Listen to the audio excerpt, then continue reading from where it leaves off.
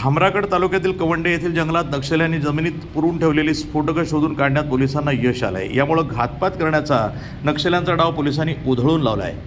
दिनांक 9 मार्चला गडचिरोली पोलीस दलानं छत्तीसगड सीमेवरील शेवटचं गाव असलेल्या कवंडे येथे पोलीस ठाण्याची उभारणी करण्यात आली। शनिवारी कवंडे येथील पोलीस ठाण्यातील विशेष अभियान पथकाचे जवान परिसरामध्ये नक्षलविरोधी अभियान राबवत असताना पोलीस मदत केंद्रापासून दक्षिणेला 100 मीटर अंतरावर जंगलातील पायवाटेवर पोलिसांना एक भरमार बंदूक आढळली। शेजारच्या जागेमध्ये काहीतरी संशयास्पद असल्याचा संशय आला। त्यानंतर बॉम्ब शोधक आणि नाशक पथकाच्या जवानांनी अत्याधुनिक उपकरणाद्वारे त्या जागेची तपासणी केली असता जमिनीत 1.5 ते 2 फूट खोल स्फोटकं दडवून ठेवल्याचे आढळून आले।